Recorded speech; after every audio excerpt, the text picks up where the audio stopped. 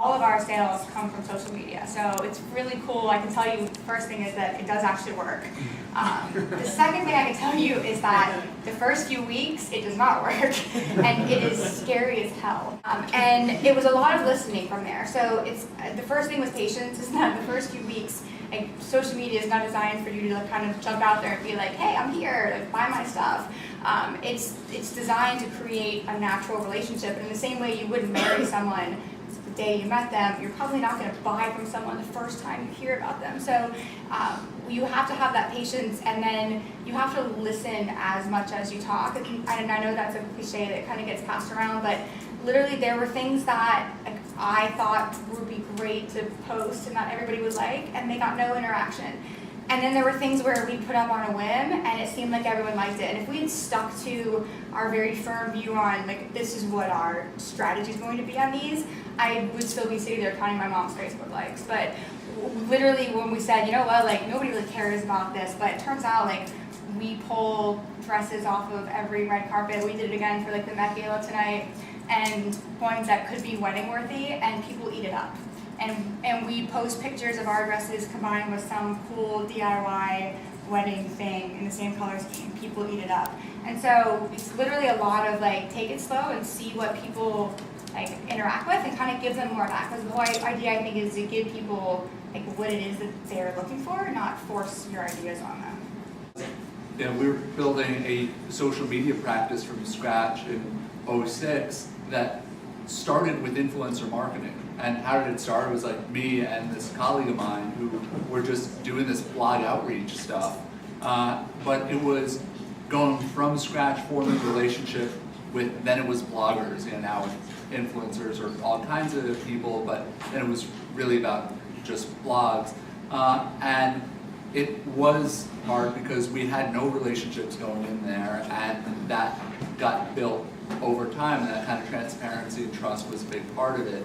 Yeah, the other part, what you said, as far as listening to what people are talking about goes, I mean, we see this all the time, because even for big brands, we often go in there and see, you know what, stuff just isn't working, and why isn't it working? And a lot of it is that lack of optimization. And so you could see, like, for a food brand, for instance, if they discover their value proposition is really not about their food products, but maybe it's about recipes. Well, then going on, like Philadelphia cream cheese, is it about bagels? Is it about cooking with pasta? Is it about all the really fantastic desserts that you can make with it? Because I've sampled some of their cheesecakes. And so, like, what is it that people will respond to? And we also discovered this, I wouldn't call this a rule, but when we were starting to take over some of these communities, we looked at what we saw were promotional posts versus what we call equity posts. And it's just to build that brand equity, but weren't actually promoting something.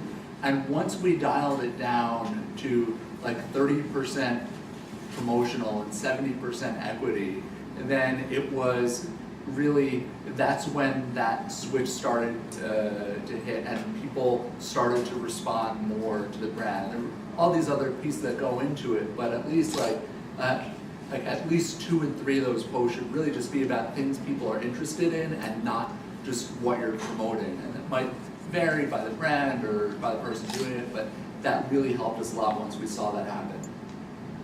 By observing and seeing what people responded to, what people really liked. And in newspapers, it was the same thing. Like, you saw what people bought the newspaper for, what front pages sold, what stories got comments on the site. And it is a lot of that. I mean, in newspapers it's a little different because you kind of have to give them what I call like the oatmeal death stories that are just like so boring that they fall asleep in their oatmeal. But, you know, like about the taxes and all that, you have to give that, but you have to also see the stories that they're really actually buying the newspaper for. And so it's all just listening and responding. I mean, it doesn't always have to be like 100% responding. You need to give those promotional posts. But in time, if people like what you're doing, they like those too, and they expect those. And as long as that's not all it is, it works. So I'm going to put Ben on the spot, actually, because we had an hour conversation about why I should start a YouTube video channel. Yeah, I mean, experience was somewhat similar. I was definitely all about, my background's in online video. I was very interested in trying to create videos that would have a big splash and get on blog front pages and, you know, at the time, Dig and the social media sites. And for me, just the first video they did on YouTube was this video called I Got a Crush on Obama. It was starring Amberly Ettinger, who went to FIT and then became a model after going to school here. And when I came up with the idea for the video, that I was all about sort of, this was 2006, 2007, like how do we get a video that people are going to want to talk about and share, and then we'll be able to use that to launch this idea I had for a political comedy website.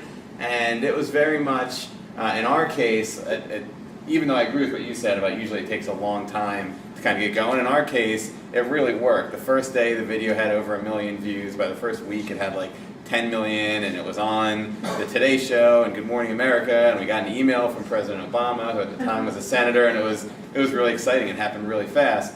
And you know, a lot of it was just getting that one really influential blog post to get the ball rolling, but then there had to be like a there, as we said at the time. There has to be some story and some reason that people are going to want to share whatever it is that you're doing. And so from my perspective at YouTube, I'll answer your question too about why get started, but for me, why YouTube was so great is at the time, no matter what you were talking about, comedy, politics, music, YouTube was really democratizing everything where anybody could play ball. And if I had an idea for a comedy sketch, it used to be you had to spend 10 years working your way up the ladder to get in front of 1 million people, because finally you get something on TV, and then here you could put something out and you get 1 million people seeing it the next day. So my advice is kind of, one, to take a chance and do something. If you really like an idea, spend a little money and make it happen, because a lot of times if you really are confident in something and you can invest in yourself, then you don't really know where that'll take you. Two is, to some degree in terms of starting a YouTube channel, to just put something out there and see what the reaction is, even if you don't think it's the best, biggest idea in the world. And I have done plenty of that stuff where, my mom is commenting on YouTube, like you said, and she's a big fan of me also. And I kind of like, would do that grind, and that's a really good learning experience, because just putting a video out there and getting your friends and family, honestly, to comment on it and seeing it out there in the real world will give you a sense of what you like doing and what you don't like doing and how you can take their feedback. So I really try to encourage people to just put that first video up and get over the hump. It's a really cool thing to have a video out there and have instant reaction to it. And then some of the specifics in terms of like what I think works on YouTube for people who are starting out. I would just say that you don't need a video to kind of go quote unquote viral to be really important for whatever business you're looking to do. If it reaches 1,500 people, but it's the right 1,500 people, that can be much more important than the video that gets 100,000 views because it ends up on the front page of Reddit for being silly, but doesn't reach your customers or the person who you want to hire you or the person who's going to have this really important impact on your career. Video is a great visceral way to communicate with people, so sometimes it's great to just think about who am I trying to reach and why will they share it, and maybe later I can give some good examples of that.